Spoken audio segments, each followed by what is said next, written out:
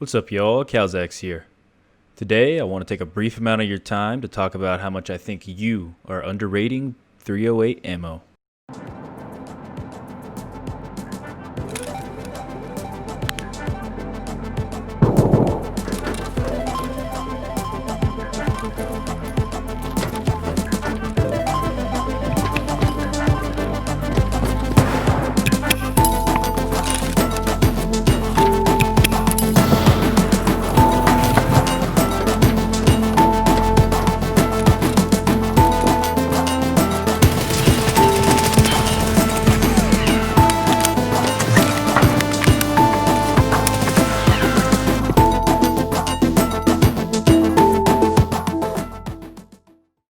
So, let's get going by diving into some of the statistics and technicalities associated with 7.62x51 ammo. You might hear other content creators out there refer to these rounds as 308 caliber rounds, so please keep that in mind. I mistakenly referred to 7.62x39 ammo as 308 in my last ammunition guide. My apologies for that, but these are the true 308 rounds. If you are fairly new to Escape from Tarkov, keep in mind these bullets aren't very accessible right at the beginning stages of the game. So if you're looking for a good early game round, definitely check out my other guide for 7.62x39 PS ammo, as that round is available at Prepper level 1 already. Let's first talk about what rounds fall into the 308 category, their availability, and the statistical parameters associated with them.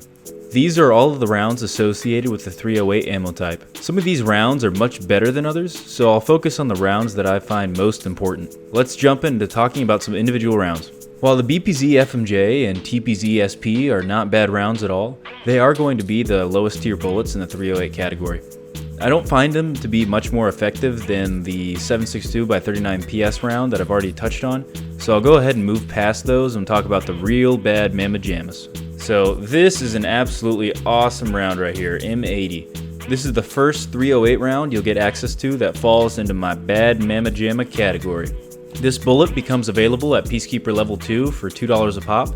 And guys, once you unlock this bullet, please start making use of it. I guarantee you will notice the stopping power it has, and you'll find yourself dropping some geared up boys at a cheap buck. The M80 round travels at a velocity of a whopping 833 meters a second. It deals 80 damage and has a 41 pen value, meaning you'll be able to go right through those level 4 armors. Just trust me, if you end up jiving with any of the guns I'll display later, you will definitely find yourself surviving more raids and putting down more geared raiders and players while not hurting the wallet too much. Next, we have M62. This round is available for trade at Peacekeeper level 3 once you complete Spa Tour Part 6. I know it might sound like a lot of quests to get there, but if you stick your mind to it and make it your goal to complete quests under Peacekeeper's quest line, you'll make it, I promise. Even if it takes some pistol runs to get into the resort like I did. No comment. M62 is a more expensive round for sure, selling at $4 a pop, but with the damage output of 79 and pen value of 54, you'll find yourself mowing through up to level 5 armors. If you've got the cash on hand, I'd recommend you go for it. M62 is also a tracer round and travels at a velocity of 816 meters a second. Lastly, I'd like to touch on M61. This is truly the holy grail of bullets right here, and will become available at Peacekeeper level 4 after completing Wet Job Part 6. Well, at this point, I'm not sure what else you could really ask from a bullet. With a damage output of 70 and a pin of 68, this is an absolute tardigrade of a round. If you don't know what that means, I suggest you look those guys up. Very interesting creatures. This round will crumple the chattiest of chads in a moment's notice, and have no regrets about it. This is really the kind of bullet that would make even Master Chief or Captain Shepard shake in their boots. So with this being a 7.62x51 caliber bullet, here are the available guns you'll be able to choose from to toss these bullets into. As you can see, there are plenty of options. I'll go ahead and discuss some of the guns I've found to be noteworthy with this round at the early, mid, and later stages of the game. Okay, so the first gun I'd like to show you is the Vepr Hunter.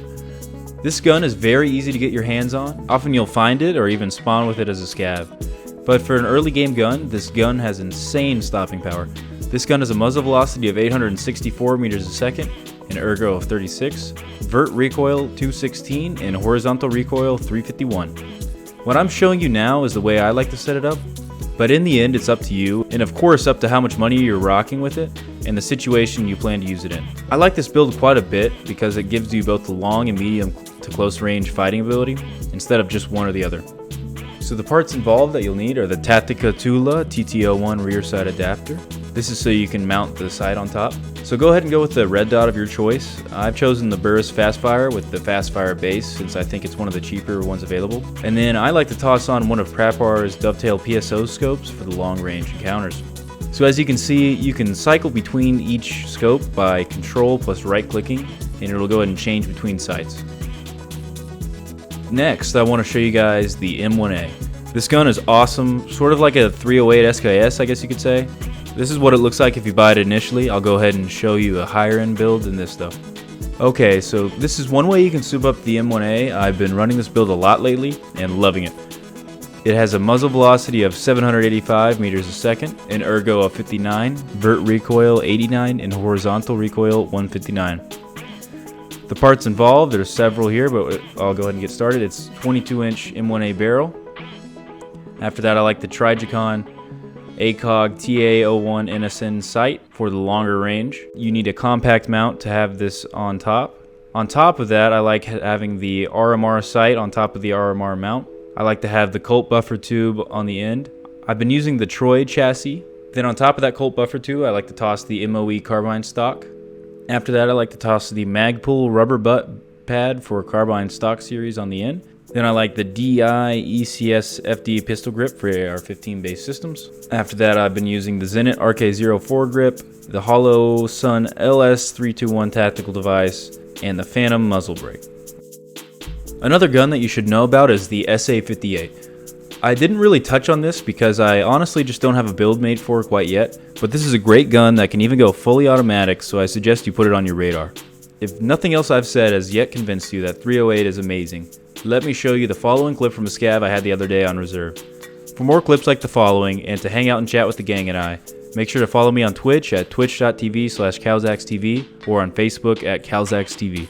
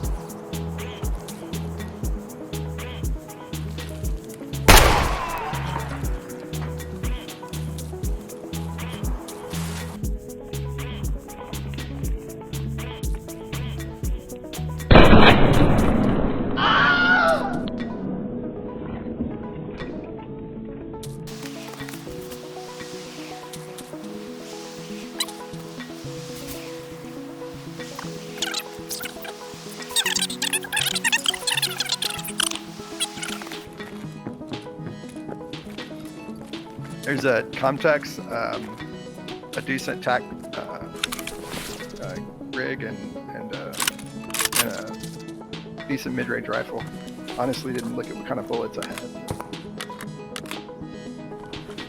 Nice, man. Manual. Make it out all right. Are you serious?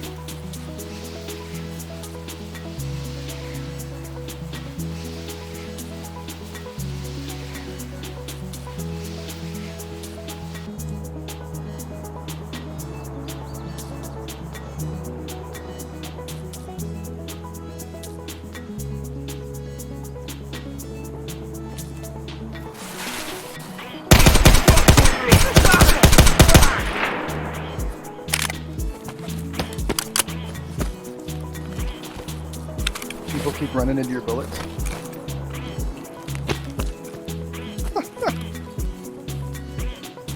Any good raider loot yet?